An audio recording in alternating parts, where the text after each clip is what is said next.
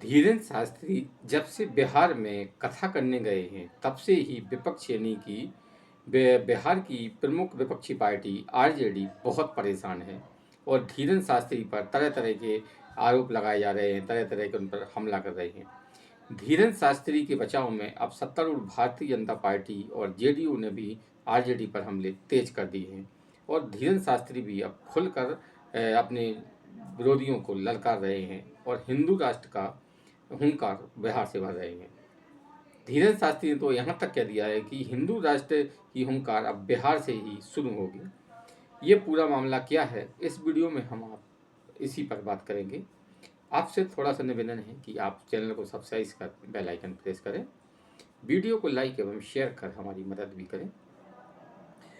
बिहार में इस साल के अंत में विधानसभा चुनाव है और सत्तारूढ़ भारतीय जनता पार्टी और जेडीयू इस समय हिंदू कार्ड खेल रही है, यानी कि हिंदू कार्ड ऐसा कार्ड बन गया है, चाहे वो हरियाणा हो, चाहे महाराष्ट्र हो, मध्य प्रदेश हो या उत्तर प्रदेश हो, हर जगह वो चल रहा है। तो बिहार विधानसभा का जो चुनाव है इस बार भी हिंदू कार्ड पर ही होगा और भाजपा ने हिंदू कार्ड खेलना शुरू कर दिया है। अब आरजेडी इसलिए परेशान है कि आरजेडी की पूरी राजनीति जातिवाद पर टिकी है, यानी अगड़ों पिछड़ों, ओबीसी, मुसलमान, दलित पर। अब हिंदू राष्ट्र की जो हुंकार धीरेन्द्र शास्त्री भर रहे हैं उसमें कोई भी जाति पाति नहीं है, यानी इसी बात को लेकर आरजेडी परेशान है। और आरजेडी ने जैसे ही धीरेन्द्र शास्त्री लालू प्रसाद यादव का जो गृह जिला है गोपालगंज में कथा करने के लिए पहुंचे, वैसे ही आरजेडी ने उन पर हमले करने शुरू कर दिए कि धीरेन्द्र शास्त्री भाजपा के लिए एजेंट हैं और भाजपा के लिए काम कर रहे हैं और उनको हम बिहार में घुसने नहीं देंगे, ये नहीं देंगे। जवाब में धीरेन्द्र शास्त्री ने भी कहा कि देश सबका है, किसी के बाप का नहीं है ना, और बिहार से ही हिंदू राष्ट्र की अब हुंकार भरी जाएगी। इससे आरजेडी और भड़क गई है। आरजेडी को लगता है कि धीरेन्द्र शास्त्री के जरिए भाजपा हिंदू वोटरों को गोलबंद कर रही है और ये एक हद तक सही भी है। और आरजेडी की परेशानी का एक बड़ा कारण और है कि लालू प्रसाद यादव का गृह जिला है गोपालगंज और धीरेन्द्र शास्त्री की जो कथा है वो गोपालगंज जिले से ही यानी कि गोपालगंज जिला मुख्यालय पर ही हो रही है। इससे आरजेडी और परेशान है क्योंकि आरजेडी को लगता है कि इस कथा के बहाने भाजपा उनके गढ़ में शयन कर लगा रही है। तो आरजेडी इस बात को लेकर परेशान है। अब भाजपा जो कि इस समय नीतीश कुमार के साथ सरकार में है, तो नीतीश कुमार के खिलाफ काफ़ी 20 साल से मुख्यमंत्री हैं बिहार के, तो स्वाभाविक इनके खिलाफ जनता में नाराजगी गुस्सा होना तो स्वाभाविक है।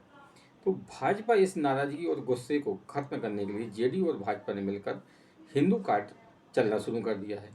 अब हिंदू कार्ड ऐसा कार्ड है कि जिसकी कार्ड विपक्ष के पास नहीं है, क्योंकि आप अभी दिल्ली में भी देख चुके हैं, हरियाणा में भी देख चुके हैं और हाल में ही ये प्रयागराज में, यूपी प्रयागराज में महाकुंभ संपन्न हुआ।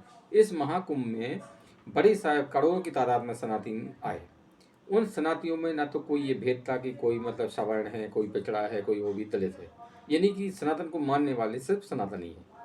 इसी बात से लेकर आरजेडी बेहद परेशान है और वो धीरेन्द्र शास्त्री के बहाने भाजपा पर हमला कर रही है, लेकिन भाजपा भी पलटवार करने में देर नहीं कर रही है और भाजपा ने भी ये आरजेडी के खिलाफ मोर्चा खोल दिया है और उन्होंने कहा है कि हिंदुओं के हर काम से लालू प्रसाद यादव और उनकी फैमिली, उनकी पार्टी को परेशानी होती है।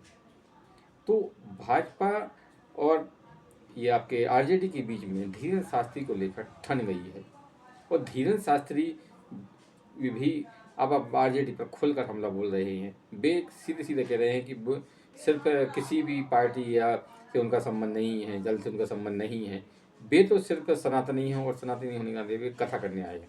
लेकिन ये तो सब जानते हैं कि धीरेन्द्र शास्त्री का कनेक्शन कहाँ है, क्योंकि हाल में ही प्रधानमंत्री नरेंद्र मोदी धीरेन्द्र शास्त्री के जो बागेश्वर धाम है वहाँ पर गए थे। उन्होंने कैंसर हॉस्पिटल का वहाँ पर शिलान्यास किया था। उस समय उन्होंने कहा था कि धीरेन्द्र शास्त्री मेरे छोटे भाई हैं। तो ये बात साफ साफ है कि धीरेन्द्र शास्त्री कहाँ है और लालू प्रसाद यादव को उनसे परेशानी क्या है। बहरहाल देखना होगा कि ये अब मामला भी और कहाँ आगे तक जाता है।